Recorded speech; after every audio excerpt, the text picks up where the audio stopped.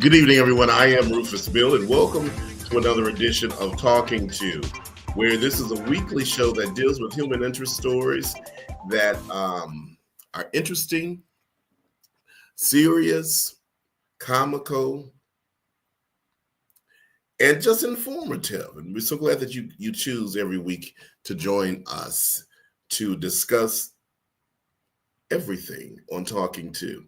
Today is Sunday, February 2nd, 2025, and we have a great show planned for you today. Of course, this is the second day of the official celebration of Black History Month, and we're going to talk about Black history, give facts, and also give trivia about Black history and where we're going as Black people in our lives. Are we moving forward? Are we stagnant? Or are we just kind of going backwards? But before we get into all that, let's welcome our other host, Joanne Tosin Fuller. Good afternoon, Joanne. Good afternoon. Peace, y'all. How are you today? I'm good. I cannot complain. I know that's right. I'm in warmth, so I'm not outside. So I feel blessed. That is always a plus. Good afternoon, Justin Hearn. How are you? What's going on, Rufus? It's all about you, buddy. Glad to be in the land of the living. I tell you that. I'm telling you. All the time. I tell you that. Yes, sir. Justin, how was your day today? My day, man, has been busy, but well worth it. You know, Okay. I was running a little late today. You can see I got my DCP swag on, DCP Harper Woods. Look at you. Yeah. So man, it's been fun. This is my first year. I've been coaching basketball I've literally been coaching basketball since my first year of high school. I was gonna say you've been doing this a while. Awesome. Long time. Mm-hmm. And one of my dream jobs was becoming the athletic director. Like that's just always what I wanted to do. But the reason why I never pursued it was because in most school settings, the athletic director, was a teacher or a school administrator at some sort. They kind of phased out the positions, and now they have athletic coordinators, which is just as a teacher, they slap, a couple extra thousand on to do the duty. So the job is really, obsolete. As we know it, like DPS has one athletic director, and that one athletic director is over the whole district, and then they have coordinators. Now, I said all that to say is that the school that I'm at now, that I coach at, I was on my last straw with coaching, and it was just like it's time for me to give it up. I got younger kids, and I was saying like, I need to be pouring into my kids. And so I informed the principal that last year was my last year. And then she was like, okay, well, how about I make you the athletic director? And that's kind of how that came about. And so, I'm still around, but less involved. And I got coaches that I've been able to mentor. And so it's been a full. So I said to say I had a great day. My JV team, which is 5th and 6th graders, they're playing at a league at my school and they lost the first game and won it, and they was winning the second one. They should win. But just being able to mentor the coach now, from mentoring the children to now it's like now I'm mentoring the coach, it's so filling. And I kind of had an aha moment because being an athletic director in this instance and in the way that it is, it's not how I pictured it. I thought it would be a full-time job. I thought it would be more money. They actually did offer me a full-time job, but they can't pay me enough. I can't leave my day job to go be athletic director for less money. You know what I'm saying? It's coming. But it's just that dreams do come true, and then sometimes they're not how we expect them to be. But this was a desire that I wanted to do, and I'm literally living an answered prayer. Like this is something I wanted to do, and I'm doing it. You know what I mean? And that's just and it may not be I may not be the athletic director at the University of Michigan. You know what I mean? Right. I may not be there, but it's fun and there's so much purpose in it. So I'm full on life, and just taking that. Sometimes you gotta take a step back and look at your life and really see like, man, I'm living in answered prayer. So I'm thankful for that today. Well, you may not be the athletic director there, but you may get some of your students there. Yeah. Being able to play and be involved and just run a whole new career open up a window in a career for the students that you are mentoring now. 1000%. Joanne, how was your day today? The impression that you're making on those kids. Of course. They're going to remember you even as forever. For real. For real. That's awesome. It is. Well, my day was good. My day was good. It's okay. Yeah, it was. I cannot complain at all. That's It's good. a blessing to be here. So like Yes, Justin said, it's a is. blessing to be in the land of the living, and Yes. and in some heat. And some heat. For real. I just feel blessed. I do. I'm telling you, blessed and highly favored. And Blessed So that and takes in highly a favored. whole lot. That highly Mhm. favored part means a whole lot, and I just thank God for real. well, that's a super combo. Mm-hmm. Blessed and highly favored. Yeah. Oh yeah. So I had a great day today. I'm always pleased whenever the choir does what they're supposed to do. We had rehearsal Thursday, and I told them, I said, you know what? This song we've been singing for a number of years, and you've been singing it wrong for a number of years. And I said, and I never think about correcting it or that you sing it wrong until we get ready to sing it. And I said, oh man, they're going to sing it wrong. So we went over the song. They were still singing it wrong. I said, we're going to scratch that song. And so I had to scratch like 4 songs. I only had 5 to select. And so I told them at the end of the rehearsal that I said, we're going to sing that very first song that you all sing wrong.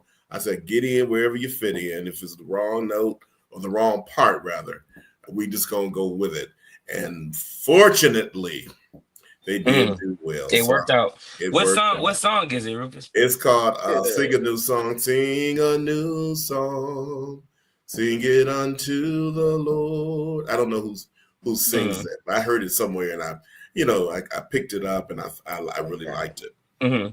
Yeah, so I'm very pleased about that.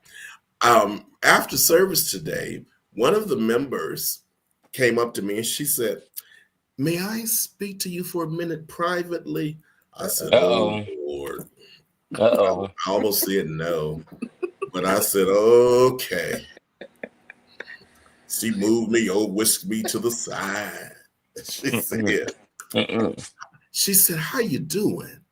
I said, I'm well, thank you. And I'm not really, I don't really know her. She said, yeah, I don't mean to gossip. Oh, boy. I said, okay, let me see what she's about to come with. She says, I just wanted to tell you, you're doing so well since that aneurysm. What? Aneurysm? I said, what? Aneurysm? She said, didn't you have an aneurysm? I'm thinking, no way. Am I acting like I had an aneurysm? Jesus Christ. I said, no, I didn't have an aneurysm. You didn't? Well, that's what's everybody saying around here. You had an aneurysm. I said, who was everybody? She said, everybody. She said, oh, you were ill, recovering over the summer. I said, what are you talking about? Now I'm playing the dumb role. I said, what are you talking about? She said, if it wasn't an aneurysm, did you have a blood clot in your brain? I said, wow. I said, no. She said, well, what was going on? I said, nothing. To myself, Jesus Christ. Nothing that involves you. But wait. Okay, listen. Let's put one of my theories to the test real quick. Okay. So one of my theories is when people are telling lies or telling stories, there's some truth to it. So there's some truth to it. There is some truth to it. Okay, all right. Okay, cool. So you were sick over the summer. I was injured over the summer. Got you. Yes. And so when I was away from the church, I just never said what it was other than I'm away. And I'm in the hospital and I'm a recover. And so that's all it took. So I guess, because you don't know what's going on. People, what they don't know, they just make up. They just make up. He's sick, but it wasn't a stroke. No, he didn't have a stroke. Oh, he had an aneurysm. Like they just make it up. An aneurysm. So that Man, that's tickled, funny. that was funny. Have That was so mercy. funny to me. And what was even funnier is how she walked away so confused, more puzzled than she was when she approached me. She said, I'm just gonna stop listening to people. I said, okay. But you know You she know, getting ready to go back and you say, said she y'all was lied older. to me. You said Yeah. she was older. Not So, not a senior though. okay, not a senior. Because I'm wondering, at the big age of 40 plus, I'm just going to assume Okay. you Yes, you're just right. now learning not to listen to people. That's kind of, Some folks never learn, Justin. Some folks never learn. I don't know. You know what I'm saying? I think I stopped listening to people at 10. I think I learned that lesson at I 10. would say so, Justin. Jesus Christ. And she probably was the one that was, you gotta I learned. You What? gotta watch out for the ones that actually come. Oh, you better. You gotta watch out for them because you hear stuff, but to have the audacity to come up and say, you know what I mean? Because why not just say, hey, I heard you're doing a good Heard you were job, ill. and I heard you ill over the summer, and I'm glad that you recovered. Why? It don't even matter what I was sick for. What was sick from? It don't even matter. Because she was the appointed one to go talk to Right. You go get the that. tea. He might one. tell you, or he might not cuss you out because he don't know you. She said, well, that's what everybody is saying around here. I said, is it? Wow. That's crazy. Oh, isn't that crazy? And what's bad is and you didn't give up no information. So none. She really confused because you didn't give up no information. Because I was looking at her as if she was just as confused. I said, what? I said, no, not an aneurysm. She said, what? You didn't have an aneurysm? No, ma'am, I did not. And I rebuked that. Amen. Not a blood clot in the brain.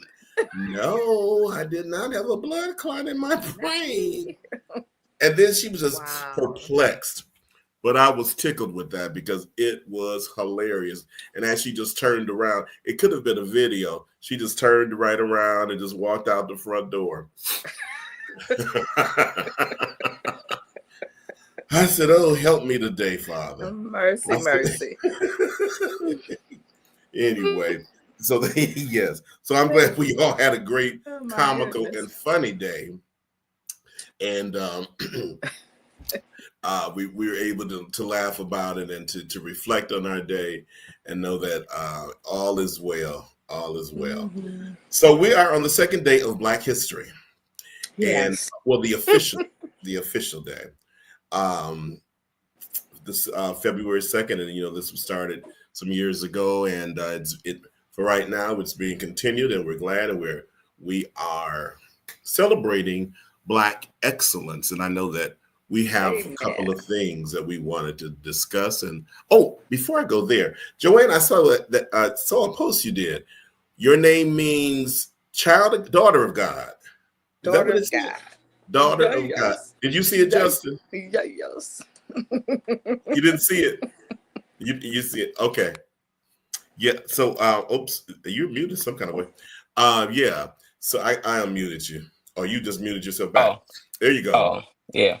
I said, did y'all put it through like an app or something? Is that like an app, or you just know that your name means that? I think it was one of those things that you do, and what your biblical name means, that kind of thing, and it just kind of tells you what your biblical name means, and then a description of you. Okay, I think last time I did something like that, it said that my name meant justice, so I was like, oh, okay, how fitting, right? I guess it makes sense. Yeah, how fitting. It makes sense. That makes sense. Yeah, it definitely makes sense. I see our friend Pamela Burton Johnson is joining us today. Hello, hey, Pam. Hello. How's she today? How y'all? Everybody doing? Tell Pam congratulations, Ohio State. Sorry, Ohio State finally won something. Congratulations. Congratulations, Pam. Congratulations.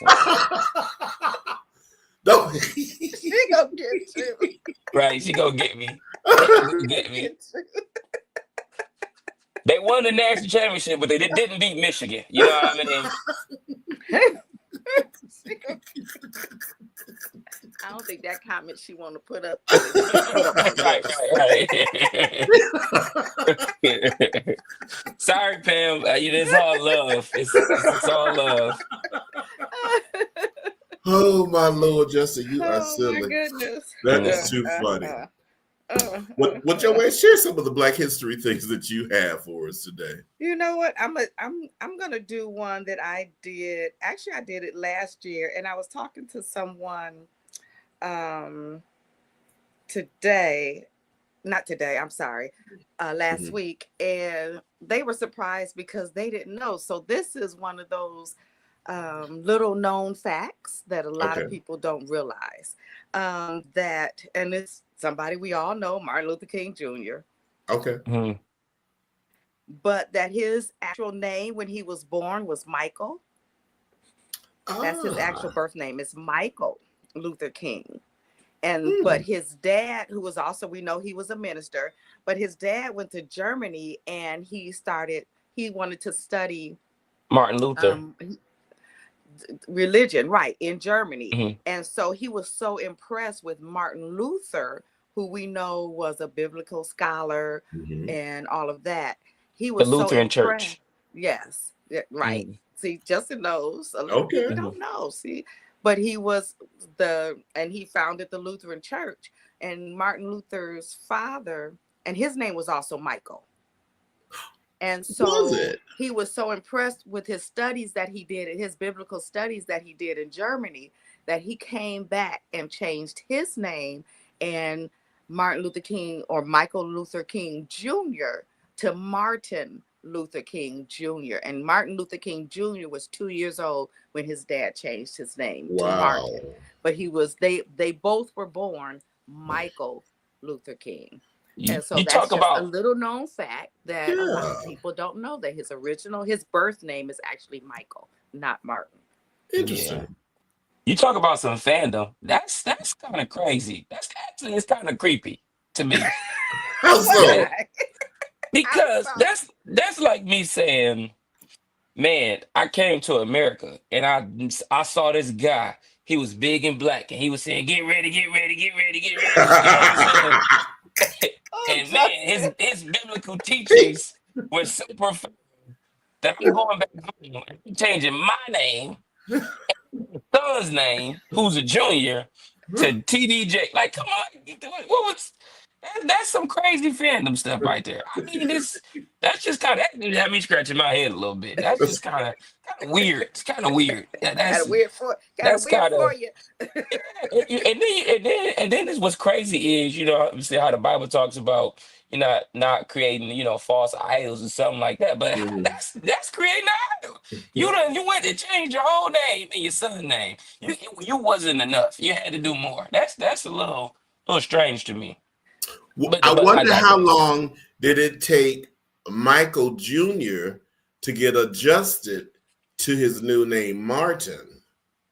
But it's, I mean, he was only 2 years old. Only 2 years. When his dad changed it, but you think about his grandfather, you think about his mom, because I don't know if my husband came home and said, "We changing my son's name. We changing our son's name." But then women back then were more more compliant. Second class citizens. I bet. Right. Yeah. Interesting. So I don't know how. So but that's just a little known fact that a lot of people don't know. What else do you have? I have 1 or 2 other ones. Okay. You want another one now? Yeah, we'll take another one now. Okay. So I have that, we always hear about the cowboys. We see the cowboy movies. But did you know that 1 out of every 4 cowboys was black? That I did not know. The Lone Ranger was actually black. And he did have a sidekick called Tonto. Really? But he was actually black. The Lone Ranger is a true person, but he was actually African American. Oh, wow. He went around the country to fight justice for those. And his sidekick was an Indian who was named Tonto. Interesting. Oh wow. So that part is true. Wow. Now I wonder if Hollywood, is that why Hollywood gave the actor had the character to have the black mask. To have the mask. The black mask. Right. Mm-hmm. The things that make you go, This is true. Probably so. Yeah, it could be. Because they knew the truth. Yes. You can't be black because you can't, but we give them a black mask. That's how we do it. Right. Exactly. That sounds like something they would That sounds like something that they would pull off. Yeah. Yes. Before Justin gives his Black history, let me see. I think we have a clap back. Be nice, Justin. Us Buckeyes look forward to the end results. We won and are champions. Michigan were not the same winners. I've had to deal with haters all my life. We win. But you know what, Pam, though? But listen, though. I'm going to tell you. I'm going to tell you something real quick. I don't know if you saw this, Pam, but I thought to myself, well, what a slap in the face. As the announcer is handing the Ohio State coach the trophy, instead of saying, here, congratulations, you won this championship, he said something to the effect, here, you guys finally got it together after losing to Michigan. Is that what he said? Yes. He brought up the loss to Michigan while handing him the trophy. I was like, oh my goodness. This is crazy. This is crazy. We love you, Pam. We love you, Pam. I'm going to be nice, though. I'm going to be nice. Congratulations. We won it last year, so congratulations. That was a backhanded compliment from the presenter to the winners. It was. I'm like, dog, because that was shade right there. That was, and then too, because I'll be honest, because they lost to a bad Michigan team. Like Michigan this year. I mean, we lost all our players to the NFL and to the draft and stuff like that. So, I mean, we had a bad team, and for whatever reason, Ohio State, instead of playing Ohio State football, and throwing the ball down the field, they wanted to prove they were tougher than Michigan and try to run the ball, and they played into Michigan's strength, and Michigan wound up beating them. So yeah, so I'm sure that lesson, that loss, honestly, probably did help them say, oh, you know what, we got to stick to who we are, and I'm sure it helped them. But yeah, congratulations. At least it's a Big Ten school. That means that 2 years in a row, Big Tens have been champions because all this SEC talk about the schools in the South and everything like that. So we're making a statement. Definitely. Justin, what do you have for us? So just sticking with the topic, since we're talking about Michael King, you know what I'm saying, the AKA Martin Luther King Jr. His famous I Have a Dream speech that people know and love so much was actually first done in the city of Detroit around 1973. I just had it pulled up, and it was the famous I Have a Dream speech. Okay. Hold on, I just had it right here. Where'd it go? So we were the test market. Yep. Okay. Yep. So I'm sorry, 1963. So Detroit was the center of civil rights activism in the 20th century. The 1963 Walk to Freedom in Detroit was the first major civil rights march in the United States. So literally, you could say that the civil rights movement was birthed here in Detroit, being that the first major movement happened in 1963, and that's where Martin Luther King Jr., aka Michael, gave his famous I Have a Dream speech. He gave that speech in 1963 here in Detroit. And then he did it again later on, and then that's when it really, really blew up. So he practiced here with it. So a lot of people don't know that. And then I wanted to talk about the first black, because we're getting ready to hire a new police chief here in Detroit pretty soon. Probably within the next week or so, they'll probably be announcing the chief. They had their final interviews last week. But Ella Billa Cummings was the first black woman to lead the City of Detroit Police Department.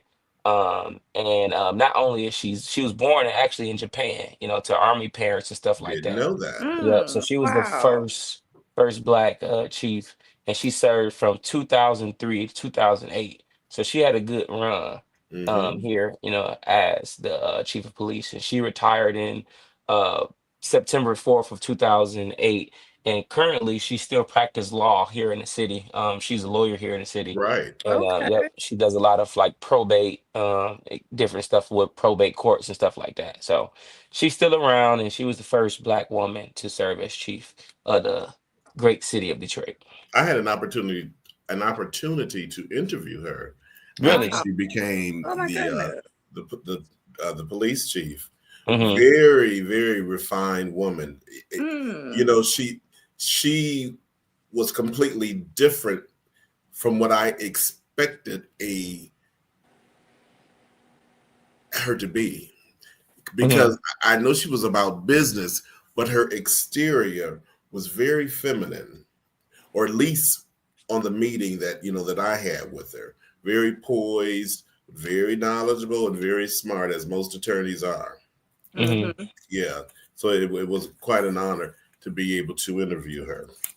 Yeah. My two, the first one is this.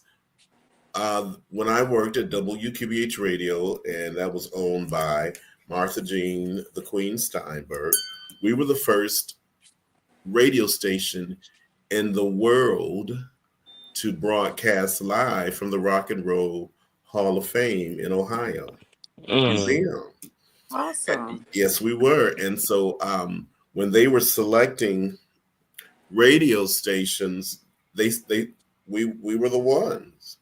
And so we all didn't go, but Jay Butler, he went, and Ray Bone went, and there was another I think Fred Garay, and he went.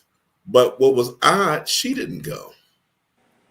She didn't do her show live there. She said, no, they can go, and I'm just going to stay in Detroit, and Rufus, you don't get a free trip on me. And because I was producing her show at the time, she said, so you and I just be here in Detroit. I was like, really? I can't go.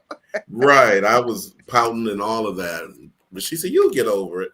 Anyway, so that was the one. And number two is the history of the Cadillac. Now, I went prior to the show to go get all that information. Do you know I could not find it at all? And I'm just thinking, because I should not have waited to 6 o'clock to look for it. However, before Cadillac was bought by GM, the previous owner, he owned the car, owned the brand, and he was about to lose it, and he didn't know what to do. And so what happened was that Black people were the ones that saved the Cadillac brand. That's right. And because at the time, Black people were not trusting of the banks. So they had saved all their money, put it in coffee cans and mattresses, old purses, bandit, in handkerchiefs. My dad used to do that. He put his money in a handkerchief, tie it, the quarters on one side, the silver dollars on another, the 50-cent piece, and he put the bills in the center. So it would.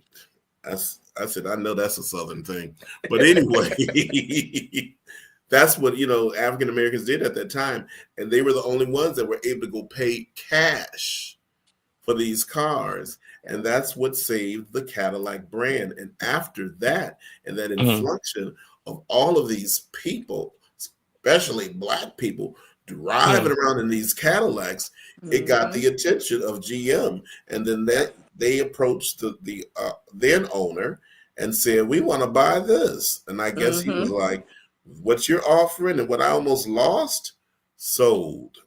Hey. Yeah. So that is so true. Isn't that something? That's something. And but that shows you the power that we have. Yes. The spending power that we have. And we don't realize that. Still. Don't. Yeah. In to this 2025, we still don't realize that. Still to this day. Yeah. And I used to hear my mother and her friends, they would talk about how Black people had so much of so much. Businesses and funeral homes, grocery stores, just had a plethora of businesses on their own before segregation. Right. And after segregation, we wanted to join in and be made whole and be a part of the mass. Yeah. As opposed to none of it though, I think we were pushed out, kicked out. I mean, because like when we were growing up, I mean, I'm gonna say when I was growing up, the neighborhood store was black. It was black. And there was somebody that lived in the neighborhood, but he had a store around the corner. He had the corner store, you know, where we could get the penny candy and the snacks and all that stuff. The ice cream shop was black. The grocery store was black. The fruit vegetable market was black, you know. And so I think the beauty supply was black. The beauty supply. You know, especially for us, it was. And so, yeah, we wanted more. And I think that's when segregation started, they kind of tried to start eliminating segregation. You know, we wanted to move out of the neighborhoods. We wanted to, because I know even on my block where I grew up, we had doctors and teachers and lawyers, and everybody, all classes on that block. And I'm just thinking of like a 2-block radius. We had preachers, we had all, and I'm thinking of people that I know or knew personally. And so we had all those people. And then as we started to be able to buy homes in the suburbs or homes elsewhere or certain areas of Detroit, you know, then we wanted more, but some of that we were pushed out too. And then they started the fees and the taxes and the, you know, and so as people started coming over, you know, so now who has the corner stores? Right. Because we gave them a tax break. You know, you didn't have to pay for 7 years. You didn't have to pay taxes. And then they figured out the game so that every 7 years or every however many years, they would change the name and then or change the name or so-called go out of business, but the same people really own it. It's just under somebody else's name. You know what I'm saying? So the games that they were so busy trying to keep us down. As we progressed, they were so busy trying to keep us down. They let everybody come over. They gave them the benefits, because look at the beauty supplies. They gave them the benefits. Look at who owns all the Dunkin' Donuts. They gave them the benefits. Look at, you know what I'm saying? And then with us, we have to fight for everything that we get now. Just look at what happened in the past few years downtown, where you had all these black businesses that were down there for 50 years. Stayed. You know, since I was a kid. Yeah. And then they doubled, quadrupled the rent. That rent. They couldn't afford it, or they just kicked them out. Exactly. You know, and they tried to fight. You know, so my thing is, you down there for 50 years and you still open. Then to me, you running a business. You're running a business. You're doing good. You're doing okay. And that's at a certain point. People play. It's the games. It's the games. That they so busy trying to keep us down, and now they're mad because you try to keep us down, you allowed all these others to come over and take over. Now you're scared because they're the majority. You know, they outnumber you now. And so now you're running scared because now you are not the majority anymore. You really are the minority. You are the minority. Definitely. You are the minority. Well, just one other fact. Yes. One other fact. You know, every year, the Association for the Study of African American Life and History, they always pick a theme. And so this year, remember last year it was and why did I just lose it? Last year it was arts. It was the arts. Okay. This year, why did I just lose it? Well, this year it's labor. Which kind of plays into what they're doing with this DEI. Yes. Part of what they're doing with this DEI. But yeah, this year it's labor, Black history and labor. So I'd like to see what's going to happen the rest of this year with them, as far as how they're going to address this DEI situation, and we know that encompasses so much, though. Mm-hmm. It's so much that encompasses. Well, for those who do not know, what is DEI? Diversity, equity, and inclusion. Inclusion. Mm-hmm. Mm-hmm. Yeah, DEI programs have been huge, and I've heard a Stanford argument on, is DEI fair? Is it not fair? The difference between legacy and DEI, and I think there's pluses and minuses on both ends of the spectrum of what makes things fair and what things not makes things not fair. So it's one of those things where okay, I guess I got to go to Trump, right? Okay. And so got to go to Trump because I feel like is Trump right now, he says a lot of stupid stuff. He does. Says a lot of stupid stuff. Like, I watched the press conference of those plane crash.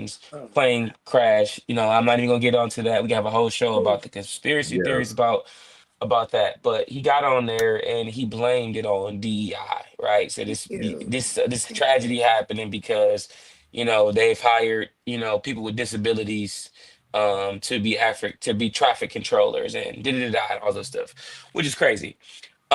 Which is crazy to say, but it's like when I take two steps back, y'all might not like this. When I take two steps back and I'm looking at what Trump is doing, is he's doing stuff that so many leaders didn't have the balls to do.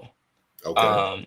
And In terms of in terms of um uh in terms of, okay, I'll take it like this.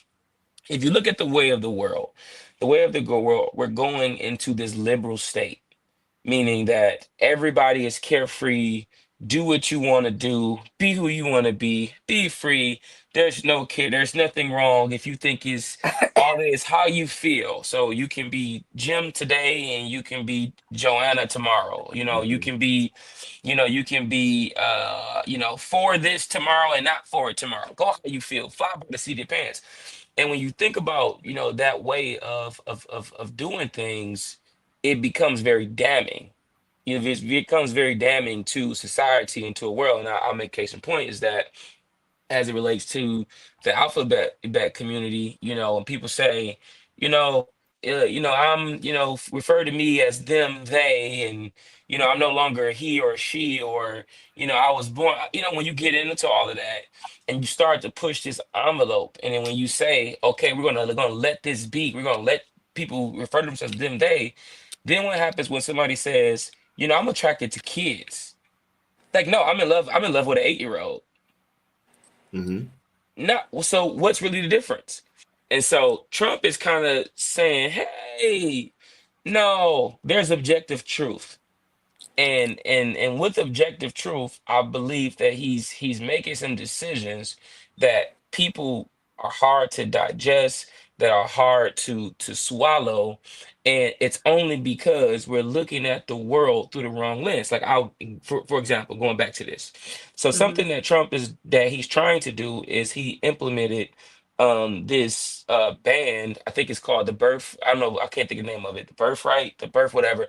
Basically, what he's saying is this: if you come over to America illegally, right, and you were born here illegally, we have given that child that's born in the United States, we've given them citizenship and we've acknowledged them as a citizen. Well, he's saying, well, no, no, no, no, no, no, no. If the parent is illegal, the child is illegal, right? And then people talk about, oh, you ripping families apart. But it's like, tell me, what country can you go to? Canada, any country can you go to where you can be born there and receive the rights and privileges and the subsidies that you're in America. We've treated other people from the outside better than we treat than people on the inside. Going back to Joanne with the 7 years of you have to pay taxes for 7 years because you're a citizen. Well, why you ain't giving that to Joe Blow down the street? You know what I'm saying? Thank you. And Thank so you. he's going back and he's looking at how this liberal nature of, this is the land of the free, this is America, anything's possible. And we've seen how that has allowed people to rape us in many ways. If you go to Canada tonight, Rufus, I'll tell you what they're gonna ask you. You go to Canada, they're gonna ask you where you going. Okay. After they ask you where you're going, they're gonna ask you if you are spending the night. Okay. Yeah. And then if you say yes, Rufus, they're gonna say, well, how many days are you spending? Then they're going to ask you, what hotel are you staying at? And then if they really don't trust you, they're going to say, can I see the reservation? Okay, now what is the purpose of me asking you, how long are you staying? And do you have, because they're trying to make sure that you are not trying to enter into their country illegally. You see what I'm saying? Mm-hmm. And this is not somebody that's swimming across the Detroit River. This is somebody who's bought a ticket, who's paying a toll to go to get across. To get across. And look how they're doing it. So I think that when you take two steps back, and like I said, Trump is an idiot. He's saying a whole bunch of stupid stuff. But when I look at some of the stuff that he's doing, I mean, it's right, and some of the stuff needs to be done. Now, as it relates to DEI, you know, DEI is tough for me because I understand that Black people have been marginalized in so many different ways, but I think that we've come so far as a people in some areas in our lives that sometimes a Black person is the most qualified candidate. Sometimes a Black person is the most educated person. And so so it's like DEI efforts is needed in some cases, but and moreover, in a land of the free now where everybody has opportunity, let's roll out the ball and let the best person pick it up, as long as the organization itself is not practicing racism or being prejudiced, right? But then that's twofold, because I'll tell you, as a Black person, I'll tell you this, as a Black person, whenever I go into a car dealership and I'm about to buy a car, the first person that approaches me, I never takes it. I always go look around first to see, like, oh no, I'm just looking. I don't need any help. Whatever. And then I look and see, or I'll go look online and say, is there a brother there? Is somebody Black there or whatever? And if it is at that car dealership, I say, yeah, I want to talk to this person. Now, I'm not racist. I don't hate white people, you know what I'm saying? Or I don't dislike white people, whatever. But if you support Black business, that's a form of prejudice, right? Prejudice just means that you prefer something. A preference. This is a preference. So if I'm doing business and there's a Black person there, I'm gonna do business with the Black person because I feel like we gotta look out for each other. Now, that's truth. But then sometimes we look at the flip side of that and we say that even a white person who's trying to hire a white, it's the same thing. And we're never going to get away from that. But what you have to do is you have to become undeniable. And that's always my goal, is that whatever the job is, I'm gonna be so educated, I'm gonna be so smart, I'm gonna be so charismatic that I'm gonna be undeniable that you gotta pick me. You know what I'm saying? And then if you don't pick me, you're gonna keep my number close, because soon as Billy mess up, you're gonna be calling to get me back in that. And so I just feel like we got to put the onus on ourselves, not in these lackluster programs, cookie cutter programs that's trying to give us a chance. No, educate yourself. You know what I'm saying? Do your homework. Go in there and wow them people. Make them have to hire you. And I'm all for that. I'm all for that. So, like, I don't care about DEI. Get away with it. Do away with it. You know what I'm saying? Do away with it. But at the same time, though, I feel like where there is legacy, there should be DEI. So you can't tell me that so-and-so can go to Harvard because their grandfather went to Harvard, right? But then you can't. So if in so in those instances, yes, because that's leveling the playing field, right?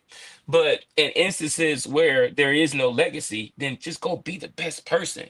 Go be undeniable. And as the world has progressed and has evolved or whatever, it evolved. This is not 1950. This is not 1950. This is not 1960. Whatever. So you can be Black and you can be large and in charge and you can be the boss. It all depends on how you carry yourself. It all depends on you. So that's my thing about GI. Yeah. Joanne, what do you think? I agree to a certain extent with that. I really do. I do agree that at some point it's just make the playing field level and just pick the best person. The best person for the job, if that's what you will do. But the DEI also is about veterans. It's about the alphabet, I like that because I can never remember the letters. And I'm not trying to be funny, but I like what just the alphabet. I'm gonna start using that. It's about them. It's about, because now we get ready to go back to military saying don't ask, don't tell. So we're getting ready to go back to that. It's about people with disabilities. So the DEI includes all encompasses of that. Mm-hmm. It really does. It includes all of that. And it's about women. It really is about women, and that's white women and Black women. Mm-hmm. So it includes all of that. And so, I do agree with that concept, if that could happen, that you just get the best person. But I also give some of the other people a chance. Like I said, veterans, they served our country. Why should they have to come back here? And it's sad. And I'm legal guardian over my uncle, who is a veteran, Vietnam veteran. And so the stuff that I've had to fight for him, it's like, come on, And so with and then with the disabilities, like a lot of these stores hired, like the grocery stores, a lot of the baggers are people with disabilities, but they can work, they can do certain things. It's going to encompass all of that too, because he don't like anybody that has any issues. Right. He does not like. That's why his youngest son, who is autistic, it's like that disconnect, because he feels like he's not this perfect European man. He has flaws. So it's that, I don't know, it would be wonderful if just life was just fair. We just treated everybody the same, and we gave people chances because they deserved it, or needed it, or it would be wonderful to have that picture perfect, but it's not. And so that's why a lot of these programs came into existence, because we knew life was not fair. We knew life was not perfect. And but I do agree with you, Justin, that it would be nice if you could just say, especially if you don't have issues, it would be nice if you can just say, I'm the best person for this job.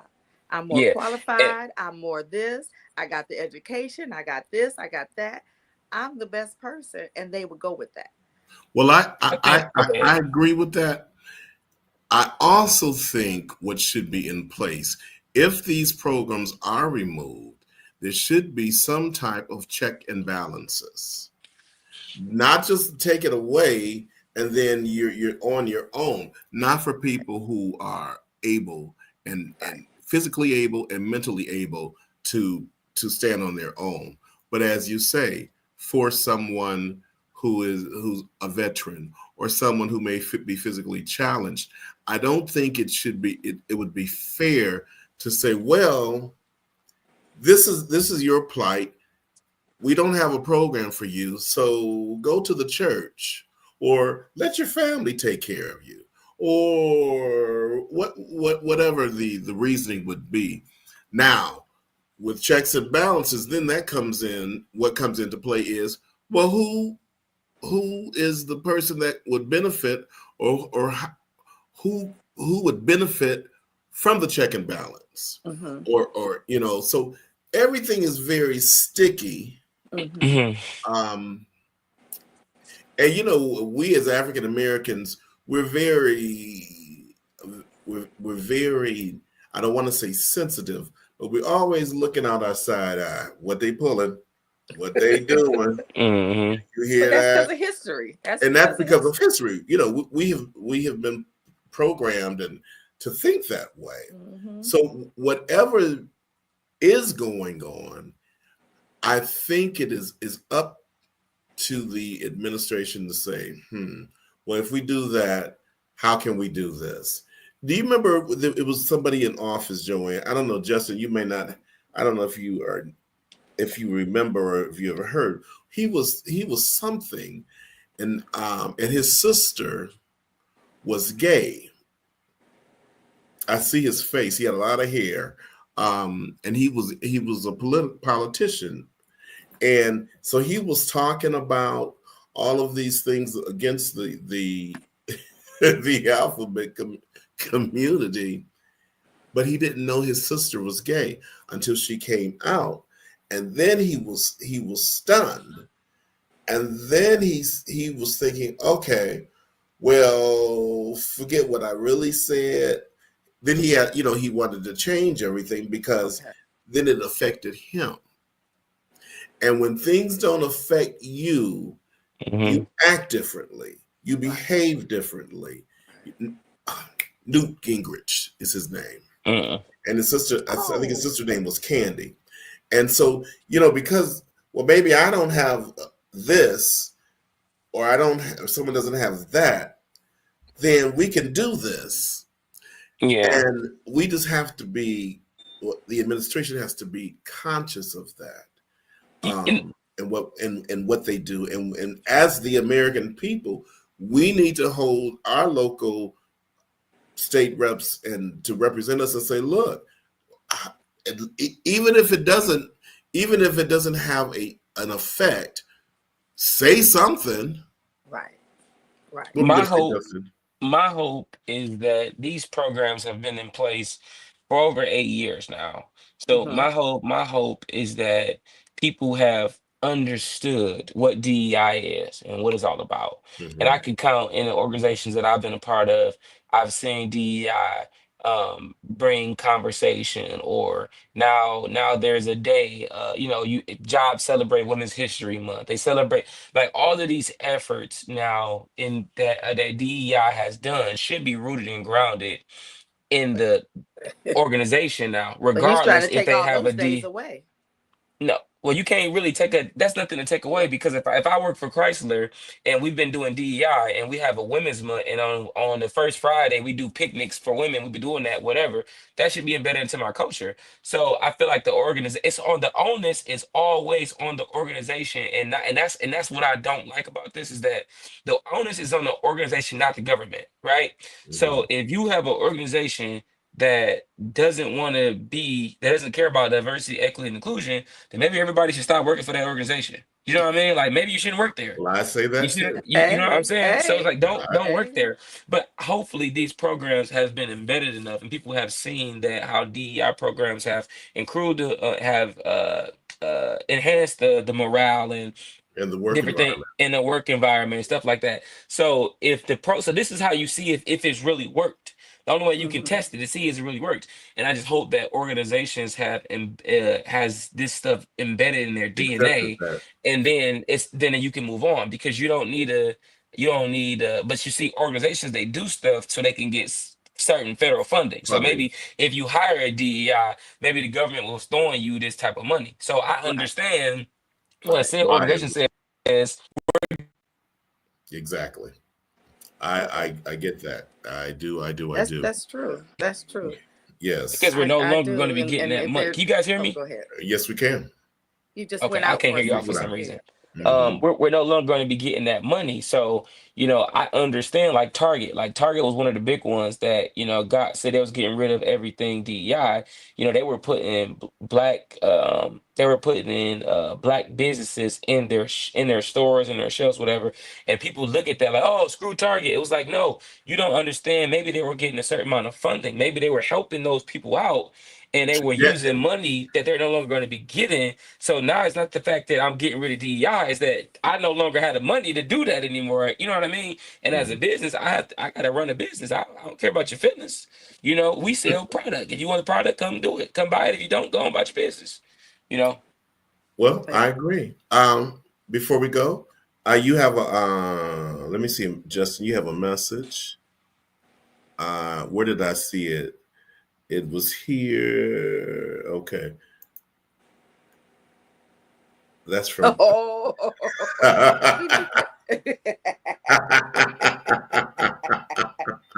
Justin, she said it's on and popping. She said it's on and popping next week. On and popping with you, Justin. Wait. There he is. Did you see that? No, what I missed? I got a phone call and it keep knocking the sound knocking you out. Yeah. That's Miss she Pam said, here we said, go. I tried to be nice. She tried to be nice. It's on About what? Justin. You started. She said, knock that battery off her shoulder. Knock the battery off her shoulder. You better knock it off. I have to go, guys. Unfortunately, I got to end tonight a little early. We're all going to go. Yes. And we're going to be back here next week, 7 o'clock in YouTube and Facebook Live. As always, guys, it's been a great show. Good and everyone have a great evening. Peace to everyone. Peace. We thank you all for joining us today.